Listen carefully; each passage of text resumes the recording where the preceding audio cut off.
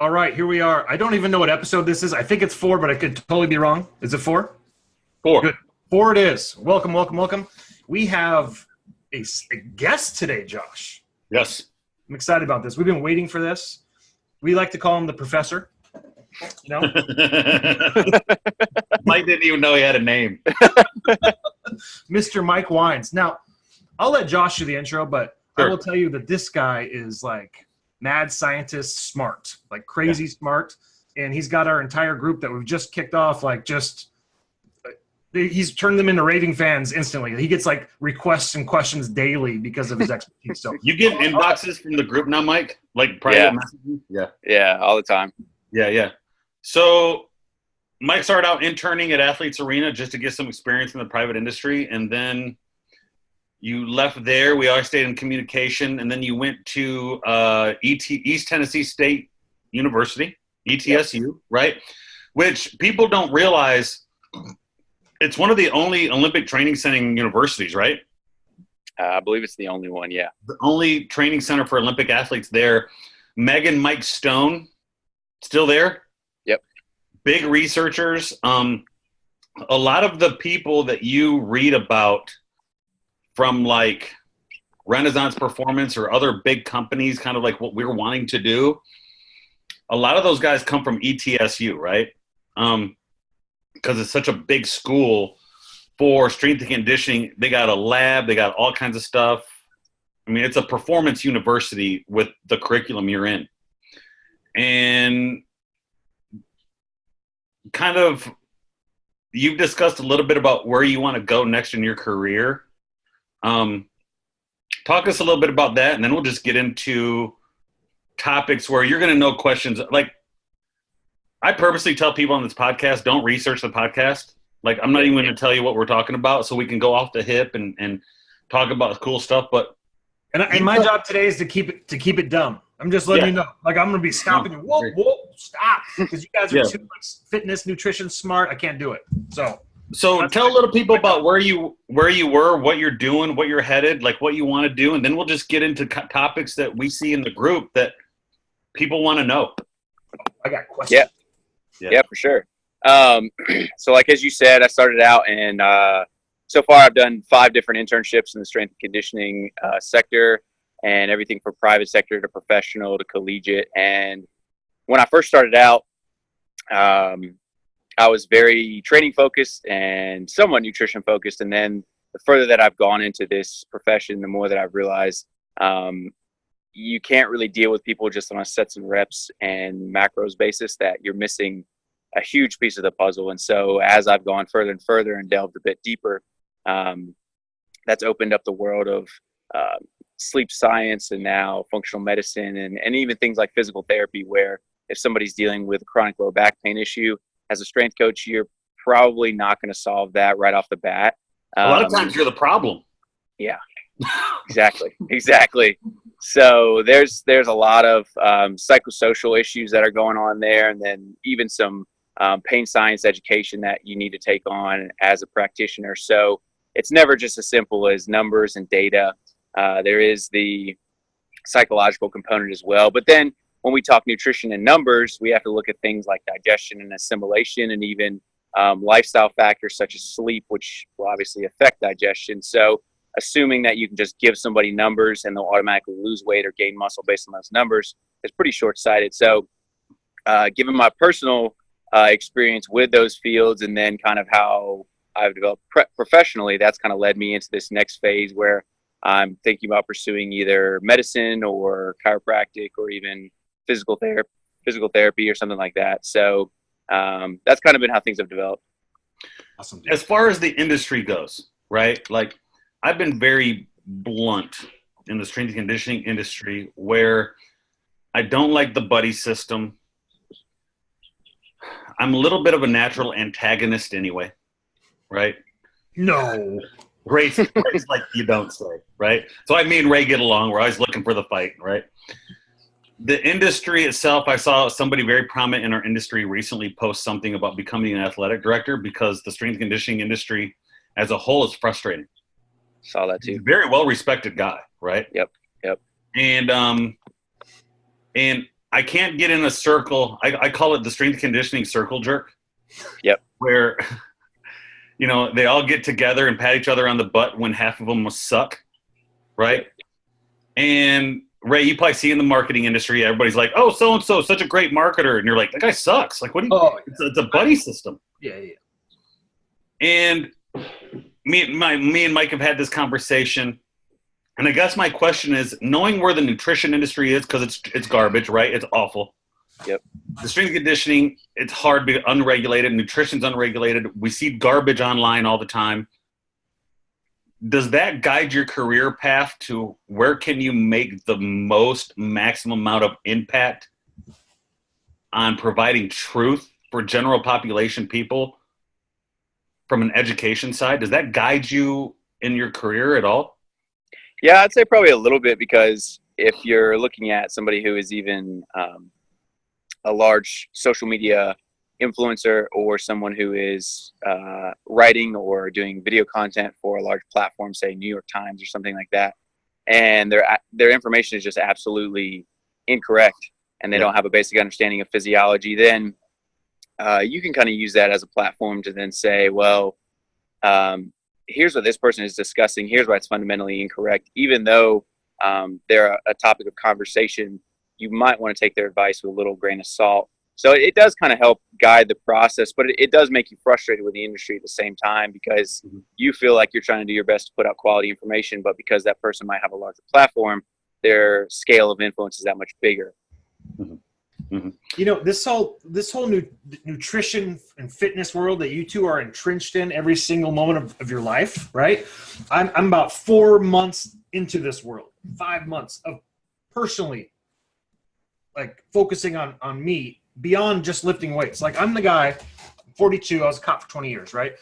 I've been in shape many times, as far as in shape with lifting weights, right? The old school way, probably 7, 8 different exercises, but all that time, I never learned how to eat.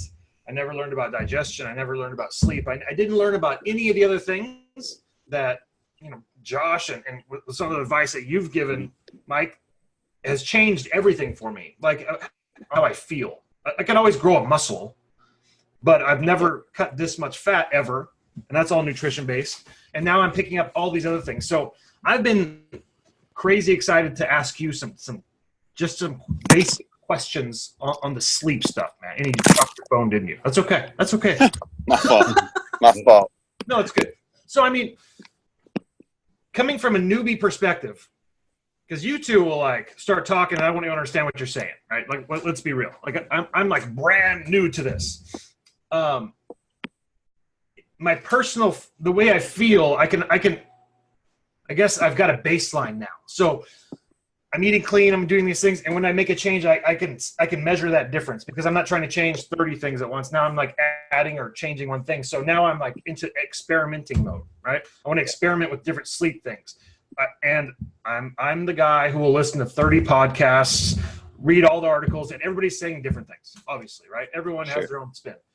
So I've got like two or three kind of things that I kind of want to just kind of ask you about about sleep, because you're like the sleep guy, and I've been excited to ask you this. And just a couple points I want to ask, and then I'm just going to let you go. But I'm going to stop you if you get over my head, bro. I'm just saying. Sure. So, okay. This is my understanding, which is probably completely wrong. I am no expert whatsoever. So this is what I have kind of thought I have figured out. So you tell me if I'm wrong. I probably am. So we're looking at, if you're not getting 7 to 9 hours of sleep and completing sleep cycles in that, essentially your workout doesn't matter, your food doesn't matter. That's one of the most important factors. That's one thing I'd like you to talk about. And then on top of that, a couple things I've read so much stuff about things to enhance your sleep, like methods, techniques, like the noise, whatever it is, different sounds in both ears. I mean, there's just a million different things, noise machines, whatever. Things like that to help people get better sleep would be awesome. And then power naps. Heard a lot about that. I've heard get at least 30, but don't do 60, because you'll get into a deeper sleep, won't complete a cycle, and it'll be worse off. So I don't even know if that's true. It sounds interesting, but that's kind of where I want to lead this a little bit. So ready, set, go. Okay, so the first question being, how much sleep do we really need? And as adults, our recommendations are a little bit different than kids or developing teenagers, obviously, given that the rate of growth is much different in that population. But as adults, you're probably looking for anywhere around 7 to 9 hours. There's going to be a nice little bell-shaped curve where most people fit in the middle. And then on either end of that spectrum, you're probably going to have 1% of the population who needs 10 to 11 hours per night to function and feel good. And then another population who can maybe get by with less than 6 hours. I just mentioned this in a comment in the group. That group of individuals is an incredibly small portion of the population. So if you're listening to this podcast and you think, hey, that's me, it's probably not. It's less than 0.5% of the population, and they exhibit a specific piece of their genetic code that essentially increases wakefulness and decreases the need for sleep. And so they're called SNPs, and they're basically just these sections of genetic code. And so if you have this certain SNP, you kind of get lucky. But at the same time, obviously, if you reduce your total amount of sleep, hypothetically, that could lead to a shorter lifespan in the long term. So, whoa. Hey, right there. Talk about that. Shorter lifespan for less sleep. Did you just say that? Yep. Tell me more. So really, sleep is just linked with all-cause mortality, meaning that the total amount you sleep per night is a general indication of not only how long you're going to live, but your susceptibility to specific diseases. As of right now, we know that there are certain diseases, different types of cancers, that are linked with shorter sleep. So I believe there was one study I was looking at. After about 4 hours of sleep, if you sleep deprive somebody to just 4 hours a night, there's about a 70% reduction in something known as natural killer T cells. And these are the cells that basically go around your body every single day and tag different cellular maladaptations, such as things like cancer or infections of a bacterial or fungal nature. So they're basically kind of like the housekeepers within your body. And if you sleep deprive someone of their sleep by about 50%, 4 hours versus 8 hours, you get a 70% reduction in those cells in one night of just a 50% reduction in your sleep. So the takeaway is here, if you don't get enough sleep, you're more susceptible to death. Pretty much. Yeah. I was a cop, right? So I slept 4 to 6 hours probably for 10 years straight at some point. So is there any catching that up, or am I just screwed now? Well, I mean, I think you can obviously offset a lot of those negative implications of sleep now, given the changes in your lifestyle and nutrition. Now, back then, would you be able to, play catch up in other factors of your life?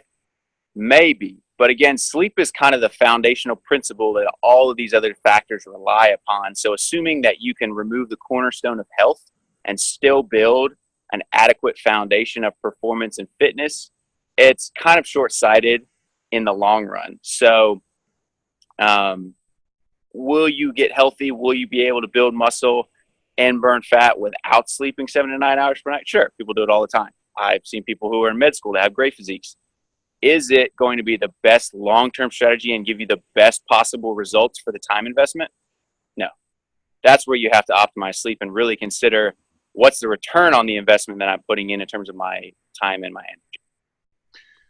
So I guess everybody's looking for ways to sleep better. Like, now that we've educated a lot of people in the group, people are always looking for ways to sleep and better. And that's been my focus. I tell people that's my main focus last 2 years, sleep quality. Talk to us about then, like Ray talked about, tools to help you sleep. There's obviously going to be like a pyramid of most important to least important, right? I always like that little diagram of a pyramid. If somebody came to you and said, hey, I just need 3 things that make a great impact on sleeping. They're not trying to get crazy. They got a life, but they can do 2 or 3 things. Where are they starting? Priority number 1 is what I'm doing right now. Get outside and get sunlight. For two things. Number one is you have these specific cells in your eyes that help regulate your circadian rhythm, and that's just basically this time period of day where you feel awake and then where you feel sleepy. And so that should naturally slowly shift over the course of the day, where you progressively get tired and then you go to bed at night and you wake up and you feel rested and awake. So first thing is your eyes. Second thing is your skin. And so there's these specific cells called peripheral cells, and they contain these internal circadian clocks. And that's a very simplistic description, but essentially they just help to regulate that circadian rhythm in a different way. So that's part of the reason why exposure to direct skin is so important. You can't just get exposure to the eye, but if you can get it to the skin, that's even more beneficial in regulating that circadian rhythm. And if they can get sunlight before 12 p.m., even better. So I recommend people, hey, if you don't like going outside, eat breakfast near a window, or better yet, if you got a sunroof in your car and you're driving into work and the sun's just coming up, open up the sunroof, try to get as much light in as possible. Sleep with your blinds open. So when the sun's coming up, that'll naturally wake you up and get that sunlight into your eyes. And that's essentially what sets and starts your circadian rhythm for your initial wake up phase for the day. So you kind of have one hormone that wakes you up, it's called cortisol, and then one hormone that puts you to sleep is called melatonin. And again, this is very simplistic. There's a lot of other things going on, but light stimulates cortisol release, which then kind of wakes you up in the morning. And then at night, darkness and the reduction of light helps to stimulate the melatonin release. So you can kind of see it's this biphasic pattern. So if we can get natural sunlight, the intensity of that light is way, way higher than indoor light. And that's what's very, very important. The lux of the light, or the intensity and wavelength of the light, is upwards of about 1,000 times stronger than indoor fluorescent light. So you really can't create this or replicate it in any sort of way. I know there's light boxes online that you can buy on Amazon to get that light exposure. You can even buy light alarms where it starts to become dim and then get brighter in intensity. And those can be helpful. But if you really just want a cheap solution, sleep with your blinds open, or just get some sunlight while you eat breakfast on your lunch break. Sit outside. And about 20 to 30 minutes of sunlight 3 to 4 times a week is a good start. That's like the whole thing where you kind of think back and go, okay, when man was just walking around the earth before all these tools and the internet and houses, they were sleeping when it was dark and they got up when it was light and they were outside and they ate what was around. Bingo. Yep. We're just now figuring out that we need to get back to that, apparently. Yep. All right, so you got that's two more, right? Very good way to look at it. That's kind of I'm wrapping my stupid cop brain around this whole fitness world, right? Like, the more that you can just think, okay, if you take away the stores, you take away all the things that have been layered on to screw this place up, what would we have done with what we had? And if we're kind of following those principles, you're going to be much healthier, right? Sure, without a doubt. Yeah. So I would say number 2 after sunlight would be probably regularity, in terms of not just nighttime, or I should say sleep times and wake times, but also regularity in terms of that nightly routine. And so I've mentioned in a couple other articles, your 3 main drivers of sleep and wakefulness are temperature, light, and food. So if you can have regularity in terms of what you're doing prior to bed, in terms of that meal, when you're eating it, what time you're eating it, as well as your routine, whether or not you're taking a shower, whether it's a cold shower or a hot shower, a lot of these factors can help trigger that circadian rhythm. And again, you can think of circadian rhythms like your body's way of trying to predict what's going to happen next. And so if your body already knows the rhythm and the specific time of day when something's going to occur, it's much more efficient and it can already prepare for it. And that's why if we think about something like digestion, you don't essentially wolf your food like a dog and you don't just bite it and then swallow it whole. You begin to chew, because what this does is it stimulates your body to release acid in your stomach. And so then when you swallow the food, it can then digest the food more efficiently and extract more nutrients. So your body is more efficient when you do things in the right steps. So the same thing with circadian rhythms. If you find that you're constantly waking up at the same time every single day because you're hungry, it's probably because at 6 a.m. every single day for the last 20 years, you've woken up and eaten breakfast. So your body's like, hey, this is what we normally do. So don't you want to continue doing it? So the same thing with your nighttime routines. if you're the type of person who goes to bed at 10 p.m. every single weeknight, and then on the weekends you're up until 2 a.m. just chilling, binge watching Friends on Netflix, it's probably going to screw things up a little bit. Again, I know the lifestyle is the hardest thing to change for folks, but this is where once we see the benefits of sleep and we feel the benefits of sleep and the change in those sleep and lifestyle factors, that's where the buy-in starts to occur. So again, regularity would probably be number 2. And number 3 would probably be temperature. So think about light temperature and regularity. And with regards to temperature, as we're ending the day, the sun goes down, temperature drops, and normally if we were in an external environment outside, our body temperatures would drop along with that. So your brain needs to drop about 2 to 3 degrees in order to stimulate sleep. So the problem is when we're in temperature controlled environments inside, we don't ever get a change in temperature. So what you can do is you can actually simulate this with either a shower or a bath. And rather than using just a really, really hot shower, sometimes that can be beneficial as it helps to relax people, but finishing with a little bit of cool or colder water can help to drop your body temperature especially. And it sounds counterintuitive, but once folks try it out, it's almost very, very relaxing. And that can be something that's super, super beneficial. Are you going all the way cold, like with breathing and stuff, or just cooling off? No, that's kind of a little bit too far. If you want to try that in the morning, sometimes that can be a good alternative to coffee and caffeine, as it really wakes you up. And if you really want to get crazy with that, even putting it on the back of your neck is probably one of the fastest ways to wake yourself up, as you have a lot of sensitization and nerve endings really near the base of your skull. So that's probably not the best plan, but probably just a cooler temperature that you can stand in and be comfortable in. Let your body temperature regulate for 2 or 3 minutes. If it's so cold that you just can't wait to turn it off, it's probably a little too cold. Right.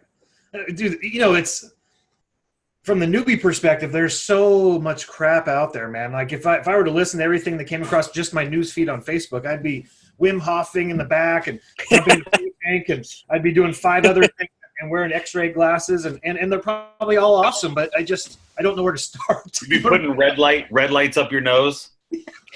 Ben Greenfield. The red light biohacking, the red light in the nose. Yeah. There's so much. I mean, you don't know what's science-based, what's hype, what's needed, there's just so much crap out there, man. Like it's just so hard to sift through it all. That's why I like to talk to you smart people. Yeah. Well, that's why you got to go back to that mindset that you talked about earlier, where if we think back on, 150 years ago when electricity was more scarce and we had to rely on natural light. I mean, think about even your grandparents and how they do things, and just a lot of their daily habits. A lot of that can give us some clues as to how we should structure our lifestyle when things start to get out of whack. So it's kind of about thinking of those big rocks, like you mentioned. Well, what about, blue light blockers in terms of glasses and things like that? And I have blue light blockers and recommend them to people.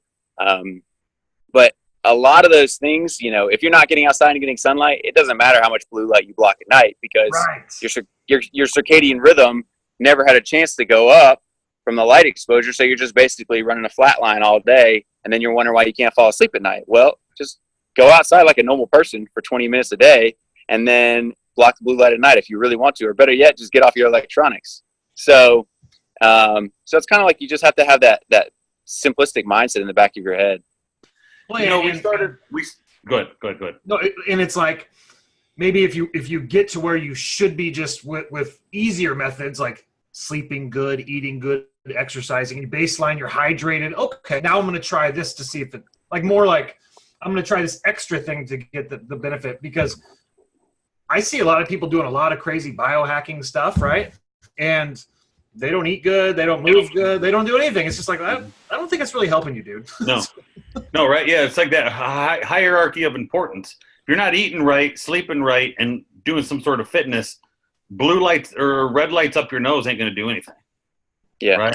Yeah, you can't have Fruity Pebbles for breakfast and then drink a green smoothie and expect it to be, the alternative to health. It's not going to happen. Intermittent fasting. What if I had like 4 Fruity Pebbles in 4 hours and then I didn't eat for 20 hours? Would that be okay? If starvation is your lifestyle, then enjoy it, I guess. Yeah. So we started and I told you about this, Mike. We started a tribe. We call them a tribe. And really, Ray was like, "Hey, man, I just need you to jump on this call one day, do some education." I mean, yeah, that's cool. We'll jump on it. And like, first call was cool. I didn't realize people didn't know anything. The second call, we did some accountability for like people to go walk outside, improve your sleep, and make some food changes. Yep. And the story like simple. Don't drink your calories. Like that was it. Like, don't drink your calories, right? Just little things. They came back 10 days later and people were like, I dreamed last night. I felt good enough to go for a bike ride with my kids. The circles under their eyes were different. Mm-hmm. My appetite's different. I don't crave it anymore. And the reason that was so important, I felt, is we always so many people measure success from the scale, that I was always looking for something to measure success with prior. And these people haven't gotten on the scale.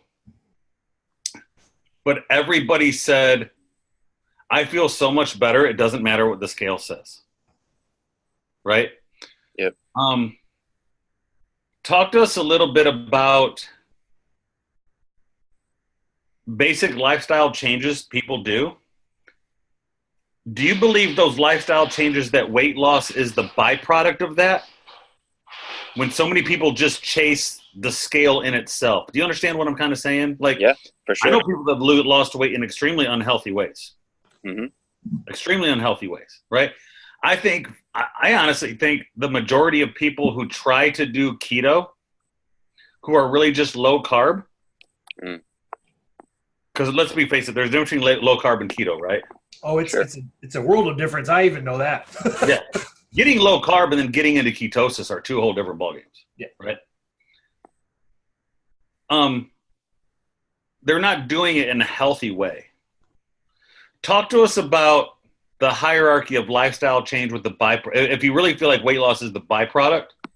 And then like when you work with people, second part to this is talk to people, and we've adopted that intake form. Yeah. Talk to people about your intake form, because I've had people say, well, why are you asking these questions? Yeah. Right. Talk to us a little bit about lifestyle change, what you've seen with some of the people you've worked with, and then talk a little bit about how that shaped like your intake form, because that intake form's thorough, but it asks some weird questions, right? It does, that I understand now. I understand why now. But talk a little bit about lifestyle change, how hard that is, some of the things you've seen, and then why we need to know certain things about people's lifestyle before we just get into giving them a macro count and go work out. Yeah, I mean, people always want to look at numbers and data, and I think that's great. But as a society, we have this data obsession. And so I have a story I always tell people. I have a buddy who, he got a Fitbit and came through his work, so he didn't have to pay for it. And I said, that's awesome, man. What are you going to do with it? He was like, well, I'm going to track my steps and my heart rate and my body temperature. I was like, yeah, but what are you going to do with it? I don't know. Why? It's just cool to know your heart rate. Well, yeah, that's awesome, but it's the same thing as people that weigh themselves every day. Well, cool, that's your body weight, but what are you going to do with it? What are you going to change, and how are we going to change it? So a lot of these things I saw were the monitoring of the data almost became the focus for a lot of folks, and they became so hyper focused on it that they lost track of all the things that were going on in their lifestyle that influenced it. Well, so people are with that diet, right? They're more worried about following a dogmatic diet than they are about losing fat and feeling better. Yeah, or even people that, they get so focused on the numbers. Well, I got to have 100 grams of protein today, but I didn't have time. My lifestyle was so stressed that I just drank it all in one shake at the end of the night. Well, that's great that you got your protein number in, but now we have to talk about frequency. We have to talk about stress. We have to talk about how it's influencing your sleep. So we can't just think about the number itself. We also have to think about how we're getting to that number and what's driving that number. And so through this, then my intake form has kind of grown a little bit, and you guys have seen it. It's the better part of maybe 8 or 9 pages, but I cover everything from training to nutrition, but also sleep and lifestyle. And so some of the more different questions I ask people are, we talk about things like digestion, but we also talk about, even people's bathroom habits, their stool composition, stool frequency. What is that like? And I get some pretty interesting looks, especially from females, because they really don't like to talk about poop. But at the same time, like, if we're really going to dive deep and we're really going to figure out what's going on, underneath the hood, so to speak, then we got to figure out what are you ingesting, and then what's coming out, and is that changing internally within you? A couple of the other things we talk about, I asked people about their houses and things like what wattage of light bulbs they use. If they typically get ready in the bathroom at night, do they use night lights or overhead lights? And if we think back to our sleep conversation, how we're talking about light exposure, one of the issues with bright lights at night is it just basically mimics the light exposure you would get during daytime right now. And so that can drive down melatonin production. So bathroom is one of those areas where people like really bright lights. They like to see small details of their face and their complexion. But if you're just brushing your teeth, getting ready for bed, that's really not needed. So there's a lot of these small details that people don't think about. But then, if we carry on that cascade with the bed idea and the bright lights in the bathroom, well, if we alter somebody's melatonin production at night, then obviously that skews their sleep. They don't sleep as well the night. The next morning, they might use a little bit of caffeine to wake themselves up. But let's say then they start to feel really, really good. Then they use a little bit later on in the day. They think, oh man, I feel great now, so I'm going to go and train harder. They increase their volume. Now their stress is up. Now they have more caffeine in their system. Now the next night they sleep even worse, and the cycle just begins to repeat itself. So then with that conversation between stress and training volume and sleep, now we enter in the digestive system. And when stress and a lack of sleep start to crank on that, then we get changes in intestinal permeability, so the way you absorb nutrients. And then we get changes in your immune system, and then your immune system might become hyperreactive, and then you start to have food intolerances. So it's this big, big snowball that starts to form where you say, well, hey, I'm just trying to live a normal life, and I'm trying to just get better sleep. Well, that's true, but we have to consider all of these variety of factors to figure out, is the chicken or the egg? So if somebody's got poor sleep, is that driven by their lifestyle? Or is that driven by maybe some inflammation or an infection they have going on in their gut? Because there is this connection between the gut and nearly every other system in your body, from everything from mood to brain health, to neurotransmitter production, to energy production, to muscle gain, fat loss. All of it is connected. So that part is amazing to me. I'm just going to chime in for 1 second, but that part, like that, from a newbie perspective, that gut health can affect your mood is just like mind-numbing, crazy information for somebody like me. And you guys walk around with this info. Yeah. No, that and gut health was something I didn't consider. So Mike had me take, when I started eating 4,200 to 4,500 calories a day, Mike says, you need a digestive enzyme. I don't know why Mike said that. He just said, take a digestive enzyme. Mike saying Josh too. Yeah, yeah. Like, because, I do believe in asking, like, Ray, I didn't ask you how you did the ads for the samples. Right. All I know call is you and ask questions all the time. Hey, should I eat this or that? What do I do here, bro? Yeah, yeah. It's kind of like, hey, Ray, why do I got 35 emails? I don't ask. And so Mike was like, take a digestive enzyme, take 2 with your big meals. Okay. But here's what I didn't notice, and this is all anecdotal, and I have a brain that always, when somebody says, here's what happened for me, I always go, right? I'm always like, oh, let's hear this one, right? Right?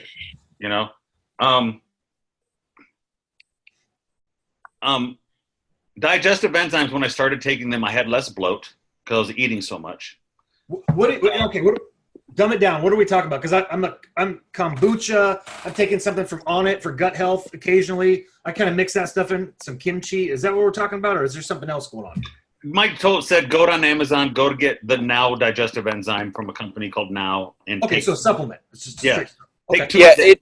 to break it down, Ray, it's just basically a concentration of different naturally occurring enzymes that you would get through food. So something like, bromelain is a compound in pineapple which assists with the digestion of protein, but it's a very, very concentrated source of that. Mm-hmm. So it's just essentially assisting with the digestion of carbohydrates, fat, and protein.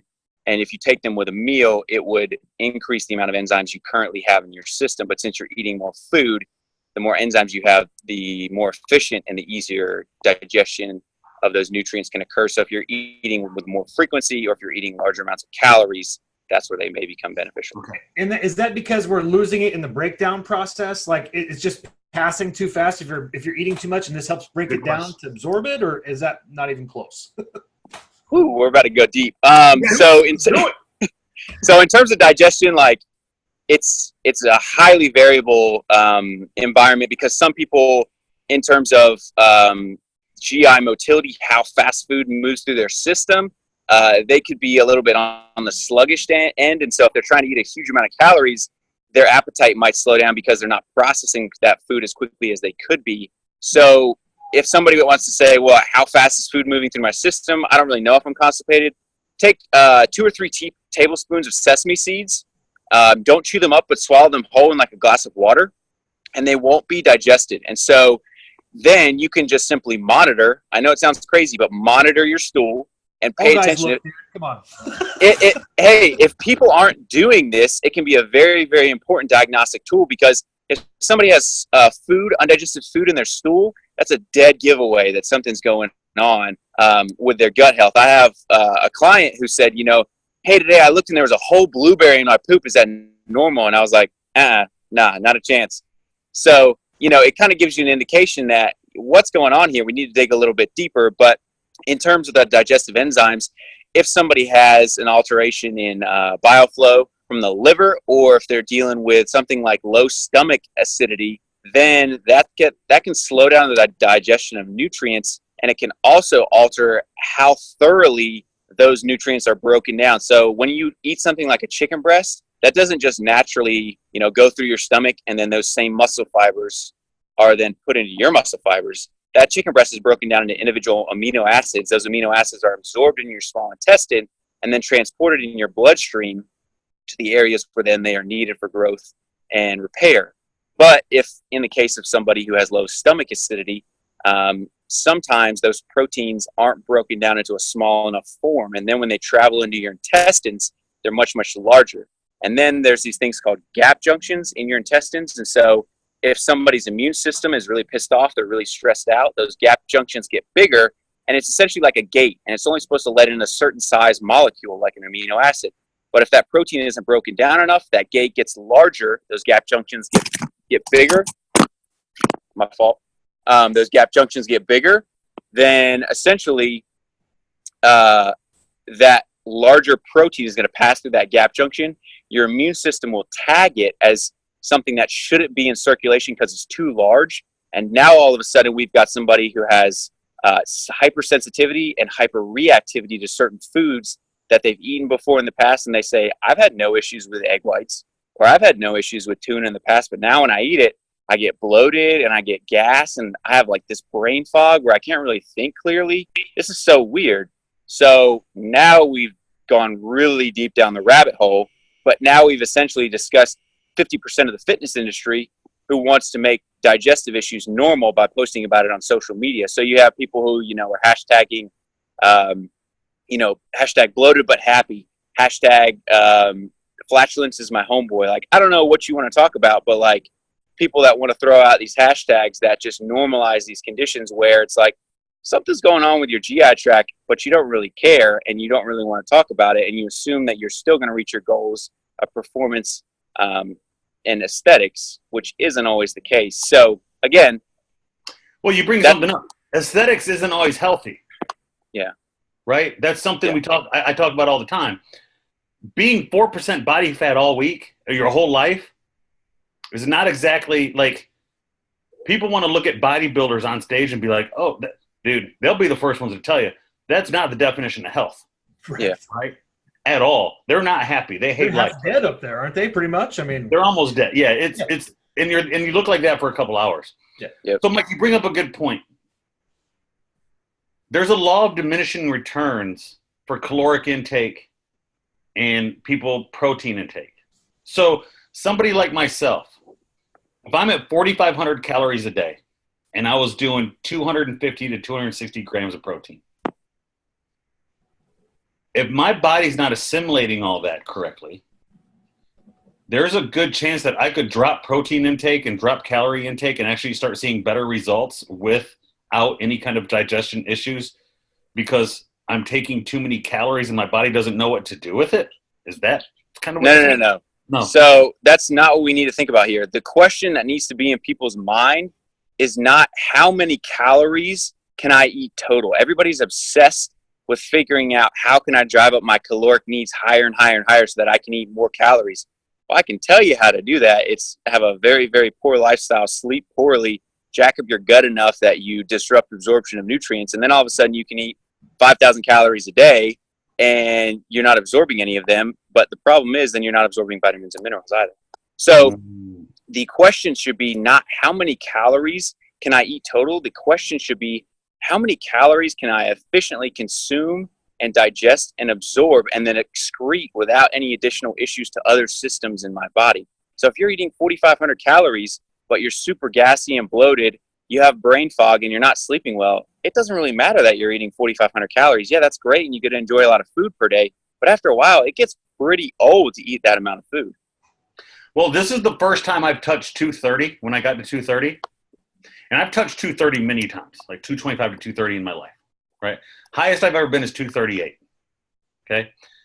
When I hit 230 this last time, I tell people that's the best I've ever felt at 230, right? Like, yeah. Like, it was hard to move. I wasn't mobile. I was big, and it was a lot of body. I could handle a lot of volume in the gym. I mean, my sets got up to like 24, 25 sets per body part. That's a lot for a 41-year-old dude, right? Sure. There's a lot of extenuating circumstances in that, but that's the best I've felt. And I think it's because my food quality was there. Mm-hmm. I had digestive enzymes. My sleep was the first time I ever was like, I'm going to sleep right and do this, right? I was doing 4,200 calories a day. When I dropped down to 3,000 calories, I dropped to 218 immediately. Yep. When I dropped down to 2,600 calories, I hit 211. And I didn't feel good at that. 2,600 calories, 24 to 2,600 calories is the point where I'm like, this sucks. I hate this. Yeah. This sucks. Like, I'm restricted. I don't feel good. I don't have the same energy. It's not right in the gym. 3,200 is my living point. I can chill at 3,200, right? But listening to your advice and getting up to 4,200 was the best I've ever felt. Now, it sucks at night to eat egg noodles and 6 ounces of chicken marinara. So it does. It sucks. Like, I've sweat and been like, I'm sweating. Like, this is rough, right? But I was only there for a little bit and I dropped back down. It is amazing, though, whether you want to lose weight, gain weight, feel better. This is the first time in my life at 40 years old when I started this whole thing. And I really got into this when I took time out of the nutrition, I wasn't in the business anymore. Mm-hmm. I literally took 2 years off for a reason. I had to. And I started educating myself, training myself, living this lifestyle. I wanted to get it good. It's the first time at 38, 39 years old that I did everything right. Right? And it started with sleep, relaxation, stress management, food quality, right? Because you can hit your macros and still eat like an asshole. I'm sorry, I hate to say it, right? Yeah. You can do it. Because you can do 4 Eggo waffles or you can do 2 whole potatoes. Mm-hmm. It's the same. It's not the same food, but you'll feel different. Like, I noticed that. You know from experience, though, right? 100%, dude. 1,000,000%, bro. 1,000,000%. I don't care who you are. If you address food quality, sleep, and stress management, I don't care if you're a cop, because we're dealing with cops for 20 years. Which, dude, what's the stress level 0 to 10 of a cop in East LA, Ray? Oh, it's you can't even imagine. You're just waiting for the radio to scream and you'd be in a shooting at any second. It's crazy. Yes. Living like that's got to be like a cat clung to a wall. I worked a neighborhood at one time that I had to drive around with my gun in my hand in my lap like most nights because it was so crazy getting shot at and stuff. What's cortisol level like there? Oh, Like combat cortisol level, right? I don't care who you are. I'm a big believer that food quality, sleep, and stress management. If you're not addressing those points, I don't care what your macros are. I don't care what your lifting is. For our group people, I don't care what your job is. And now I'm starting to believe that, like, you know how they say offensive linemen in the NFL live like an average of 56 or something like that, right? Like they don't live, I don't know if that's the right number, but they don't live that long. Their quality of life's not great. If we can start affecting people's lives just from those three things, look, you guys have been around this industry for so long. You know, the average person is just chasing a diet. Like, what do I need to eat differently to change everything? And I did that my whole life. I didn't even know this whole body wellness experiment thing that everyone's kind of like putting their toe into just in the last few years. I guess social media or whatever. It's completely new to people who aren't educated in your industry. Like it's sleep and I've never even heard of these things until a few years ago. It's gut which health. is why me and Mike have talked about before. Because okay, so here's what happens to people like me and Mike, right? We get an intake form. Okay. Oh, for instance, okay. So we're working with Lindsay, right? And she's going to start working, coaching with people, nutrition. She's smart. She's done stuff. And she sends me the screenshots of people sending her questions. And you'll get people that say, hey, Lindsay, I see your posts. I want to start getting healthy. I want to do keto. And you're like, well, those don't work. That's not, you know, like you read an article that somebody said. This much of it. Yeah. You read you watched a Netflix documentary that said, and now I'm first one to tell you there is proof that we're cognitive benefits of eating a keto diet when people have concussions, brain injuries. We've talked about this, right? They do something different with carbohydrates, right, Mike? People that have brain issues. I believe that 100%. If there's an acute trauma to the brain, let's say that. Yes. Right. Not for the average individual who's working a 9 to 5 at a desk. Yes. You get For the KO. average individual who says, I want to get healthy, so I'm going to eat keto. There's just so much people don't know. And it's okay. It's okay for people to not know. But I guess what I'm just saying is I like this platform and the things we're doing in the group, the things we're doing with these podcasts, because I've done things that aren't healthy because I sometimes treat my body like a walking experiment, right? Like Ray is, like dude, Ray's like, Josh, do the carnivore diet for 10 days and log how you feel. I'd probably do that just because I wouldn't recommend for anybody else to do it, right? But I would do it out of curiosity. The problem is the general population is watching, you know, Chris Bell documentary, and now everybody's going carnivore diet. But they also probably do everything else in their life that way, right? Like they're extremists. I'm that way, dude. I'm black and white. I don't have a slow button. I have like stop or 1,000,000 miles an hour, right? That's just how it works for me. And I've always told people, I hope I get to a point where I have moderation. That is my thing. I need moderation. I have to find moderation psychologically. But I love these conversations because I wanted to get people in the group or whoever watches this podcast to ask questions, because there is a lot of garbage out there, but I love being able to be a source of critical thinking in the industry. I like that. Even though, you know, so I hope people see this podcast and start asking questions of, well, why am I doing what I'm doing fitness-wise? Right. You know, why am I doing it? Right. And I so want to address people that need help. I want to address the people that need help. I want to address the law enforcement community, the military community. I want to address the people who are over-exercisers. Well, the average person does not know that there's simple things they can do to feel much better. They just don't. They don't know that if you're hydrated, you feel better. I mean, it's a simple thing, but I look back now and I think, man, I used to get headaches every single day of my life for years. Mm-hmm. All hydration could have been solved like that. Didn't know.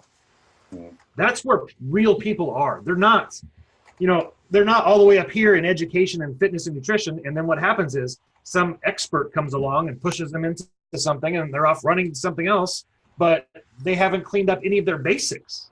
Yeah. That's what I've learned from you guys. It's like, okay, drink water, sleep, move around, get some sunlight, some basic things to generally feel better, right? Now we're exploring gut health.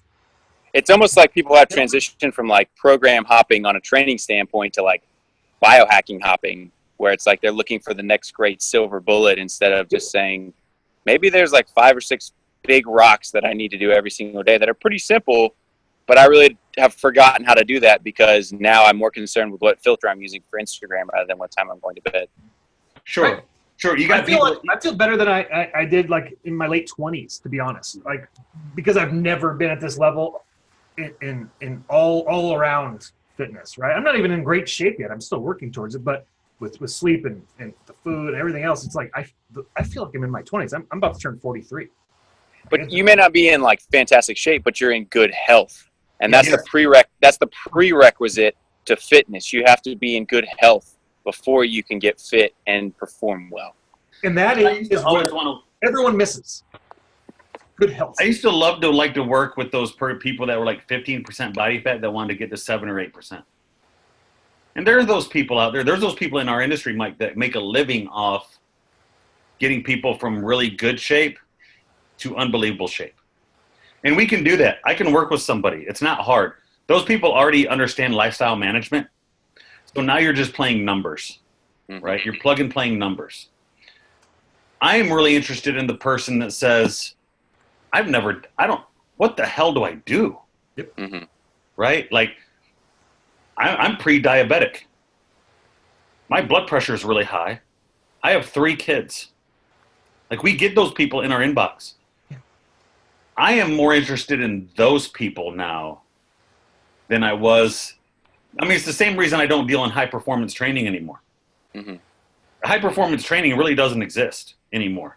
Like, the 3 or 4 pro athletes you work with that are making millions of dollars, like, they're really easy to train, guys. Mm-hmm.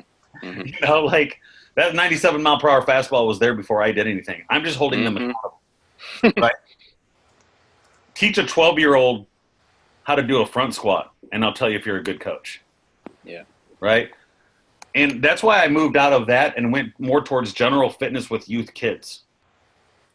Like, that's where you can change a culture of people. Yeah. And, we have really big dreams and visions for Phenom Brand from a business side, from an impact side, that I think we have all the tools right now. Now it's just a content and an information play to really take these large populations of people, drop them into a funnel into our group, and make people say, you know what? 8 months ago, I would go out and play ball with my kid, and I'd feel like I'm going to have a heart attack after 20 minutes. Now I'm at the playground running bases with them. People feeling better, right? How awesome. Yeah. We don't need to train, college football players like every day, right? Like, yeah. I'd like someone to be able to walk up and down their driveway and not be winded. That would be awesome. Yes. Let's start there. Hey, we're at 1 hour, so I'm going to ask one more question of Mike, and I think it'll be super helpful. So we got into gut health, right? What are a couple things that people can avoid and a couple things they can do better for gut health? Because my understanding, which is 0, is like artificial sweeteners like wipe out all the good stuff. I don't even know if that's true, but what is true? A couple things good, a couple things, bad. Like, what are we looking at to just basic, easy improvements? Talk about your digestive enzyme if that's what that is. What sure. Yeah, I mean, in terms of artificial sweeteners, I wouldn't worry about that a huge amount unless you're consuming obsessive amounts of Coke Zero and, sugar-free products. Okay, what's excessive? Give us a number. What's excessive? 12 a day? I read an article that makes me believe that if I drink one Coke, it literally just I'm going to get Alzheimer's off one Coca-Cola. Yeah. Right. So I had a roommate in college that would go through the better portion of 2 liters to like 2 liters of Coke Zero per day, and subsequently developed a stomach ulcer as a result of it. So that's probably the point where you're getting a little excessive.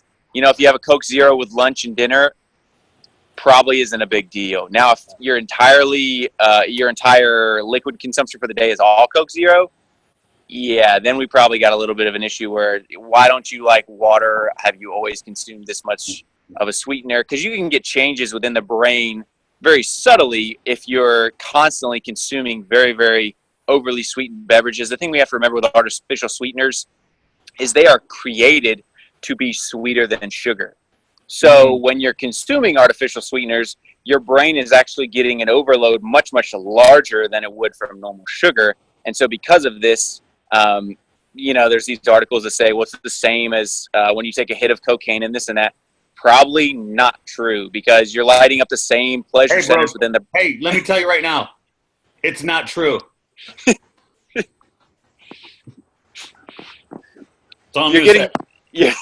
You're getting the same sort of pleasure centers, the same dopamine release, yada, yada, yada. But just the point being that if you're adding Splenda to everything, then you're going to subtly change your taste buds over time to where you're not going to like things that have more subtle flavors, and you're not going to pick up on those flavors because you're so used to these very, very bold and strong flavors of especially sweets. So that's just something to keep in mind with artificial. I tell people all the time, it's a palate issue.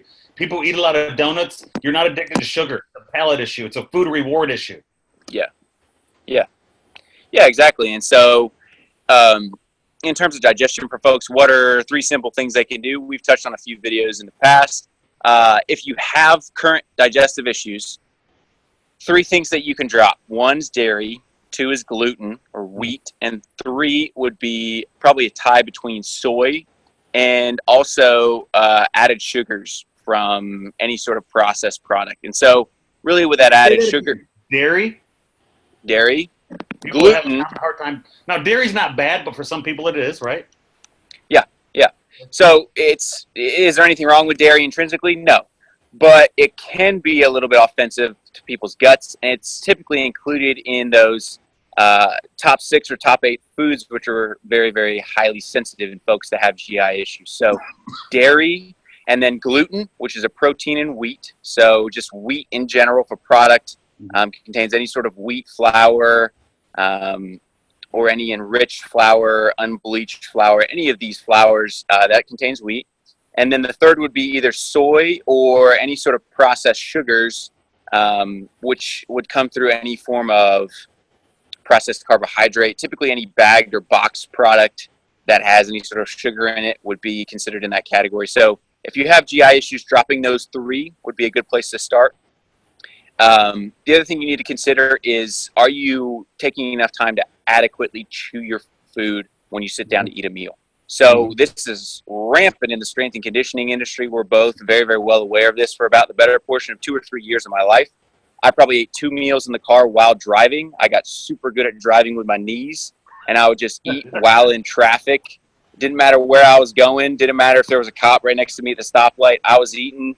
And in the long term, it wasn't a wise strategy because, again, now I see the reflection of my gut health at the time as probably being heavily attributed to that. So you had some sensitivity there. Like, you have knowledge of, tell people, you have knowledge here because you've had to address it with personal issues, correct?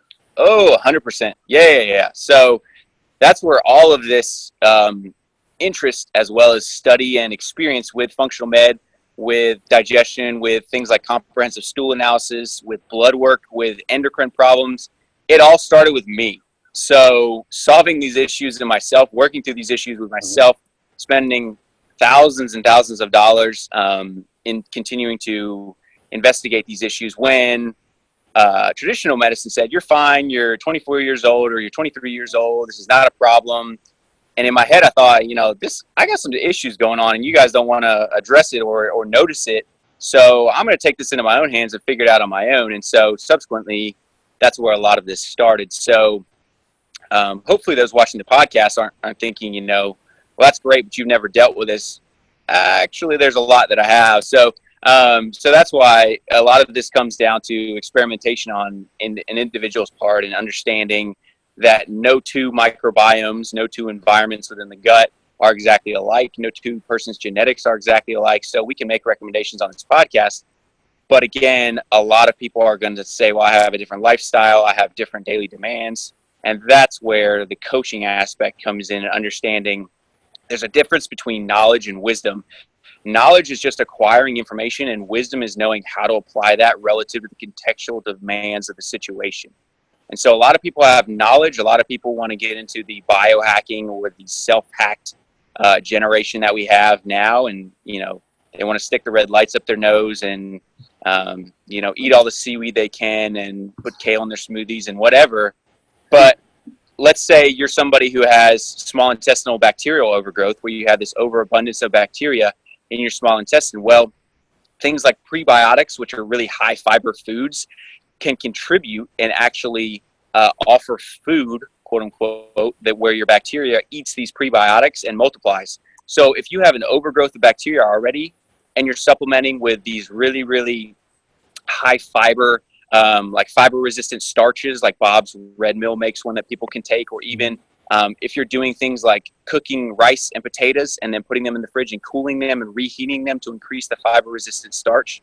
Well, that sounds super cool, and people write articles about that all the time on the internet.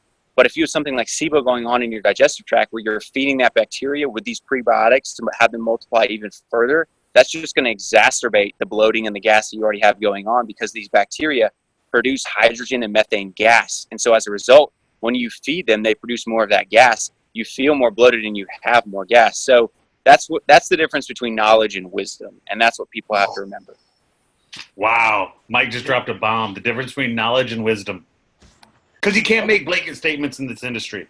Everybody needs a probiotic. Whoa. Everybody needs more protein. Whoa. Right? Yep. We can make recommendations, or we can make statements based on the bell curve. We can say things like, a majority of people don't get enough protein. A majority of people need a probiotic. Or we can make statements like that, but and you know where those things come from? You know where they come from? They come from people's personal experiences. So it's like people say, so I got a friend of mine that loves keto. So she posts things like why everybody should do keto. And I go, you can't say that. Like, you can't say that. Like, I don't recommend to have people do 500 carbs a day. Right? How many people you know did 500 carbs a day would probably have some sort of problem? I'd probably throw up. Probably, yeah. Well, probably a majority of people, if they ate the amount of carbs I ate, right? Yeah. They would probably have some sort of resistance to that. And that's the issue, where you have these people that say, well, everybody go keto. Well, that's great. But then the people that read that article, they're coming to us a month later and they're saying, why do I keep getting these leg cramps and foot cramps in the middle of the night? And all of a sudden I can't go beyond 8 reps when I'm training. Well, yeah, that's, yeah.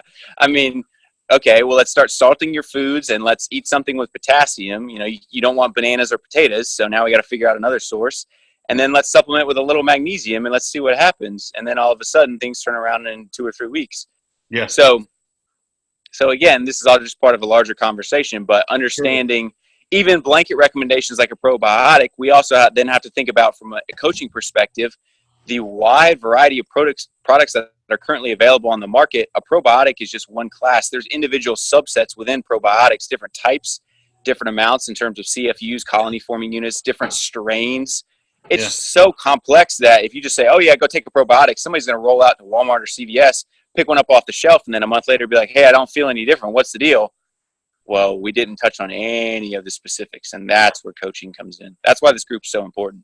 Yeah, no, I agree. So how you feel, Ray? Not a bad one, not a bad day. This is what we wanted. This is my favorite one so far. I've been waiting for this. I'm excited. This was awesome, Mike. Where can people find you other than our group? You're in our group all the time, answering questions like a maniac. But where else can people find you, in social or wherever, websites? What you got? Well, if you want to find me all across the web, just Google my name, Mike Wines. I've written for probably 10 or 12 different platforms now. So if you want to find more articles on all the things that I've talked about, sleep, digestion, gut health, training, nutrition, those are all out there. Google my name, Mikewines. If you want to just shoot me an email, if you're interested in any of the things that we talked about here, you can send me an email. It's Michael J. Wines, Wines @gmail.com. Find me on Facebook. Find me on Instagram @Mike.Wines. You can even add me on Snapchat. I got it all. So if people are out there and they want to connect, feel free. So Mike, real quick, just to add some credibility to this too, you were kind of content controller for muscleandstrength.com, right? Would you say? Yeah, I worked for Muscle and Strength, and I was not only monitoring all the content that came out on the site, I also brought in all the authors.